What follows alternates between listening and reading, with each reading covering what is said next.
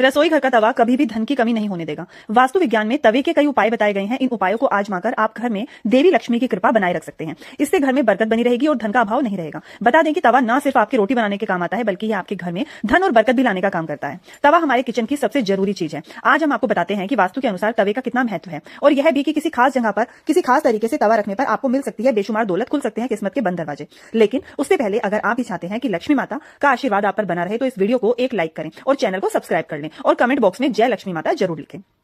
तवा और कढ़ाई राहु का प्रतिनिधित्व करते हैं, इसलिए रसोई को साफ रखें। यदि कोई महिला गंदे तवे या फिर गंदी कढ़ाई को इस्तेमाल में लाती है, तो उसका सीधा प्रभाव उसी के पति पर पड़ता है। नंबर 2, जब सुबह खाना बनाने जाएं तो तवे को गर्म करके उसके बाद ही रोज उसे इस्तेमाल करें। नमक को तवे पर डालें, परंतु इस बात का ध्यान रखें कि नमक में कोई भी अन्य पदार्थ ना मिला रहे, यानी हल्दी या लाल मिर्च ना मिली हो। नंबर 3, जब तवा ठंडा हो जाए तब उस पर नींबू और नमक रख लें। इससे तवा चमकदार तो होगा ही, आपकी किस्मत भी चमक जाएगी। नंबर 4, तवे या कढ़ाई को कभी भी तीखी चीज से ना खुरचे। हो सके तो उसे गलाकर रख दीजिए और बाद में आहिस्ता से चिपकी हुई सामग्री को हटा दें। नंबर 5, तवे या कढ़ाई को कभी भी झूठा ना करें, ना ही उस पर झूठी सामग्री रखें। इन दोनों चीजों की पवित्रता का ख्याल रखना बहुत जरूरी है। घर में इनकी स्वच्छता का जितना ध्यान रखा जाएगा, धन के आगमन के रास्ते उतने ही आसान होंगे। सभी बर्तनों में यह दो चीजें बहुत समान के योग्य हैं। नंबर 6, अक्सर देखने में आता है कि कुछ लोग तुरंत रोटी सेकने के बाद गर्म तवे को गंदे बर्तनों में धुलने के लिए रख देते हैं। अगर आप भी ऐसा करते हैं तो इस आदत को छोड़ दीजिए, क्योंकि गर्म तवे पर पानी छिड़कना अच्छा नहीं माना जाता। घर में बड़े बुजुर्ग ऐसा करने से मना करते हैं, और वास्तुशास्त्र में भी ऐसा कहा गया है कि गर्म तवे पर पानी छिड़कना एक अपशगुन के तौर पर देखा जाता है।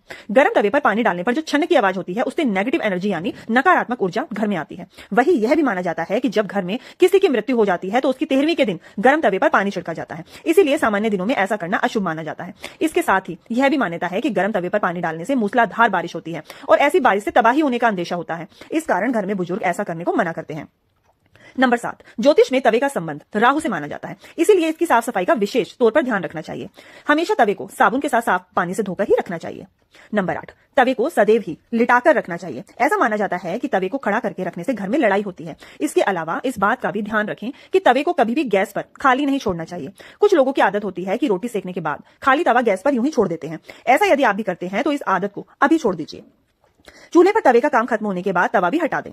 नंबर 9, अगर आप रोटी बनाने के बाद तवे को खाली और गंदा छोड़ देते हैं तो यह बहुत ही खराब बात है। इसका उपयोग करने के बाद इसको अच्छे से साफ करके रखना चाहिए, वरना यह आपके घर में कंगाली का कारण बन सकता है। और अगर आप तवे को गंदा छोड़ देते हैं तो इससे घर में नकारात्मक ऊर्जा का वास होता है। नंबर 10, वास्तु में घर की नेगेटिविटी को खत्म करने के लिए एक उपाय बताया गया है। तवे पर रोटी सेकना शुरू करने से पहले थोड़ा सा नमक छिड़क दें। कहते हैं कि ऐसा करने से आपके घर में कभी भी रुपए पैसों की या फिर खाने की कमी नहीं होगी। वहीं इस बात का वैज्ञानिक महत्व यह है कि ऐसा करने से तवे के सारे कीटाणु भी मर जाते हैं और रोटियां सेकने से कोई बीमार भी नहीं पड़ता।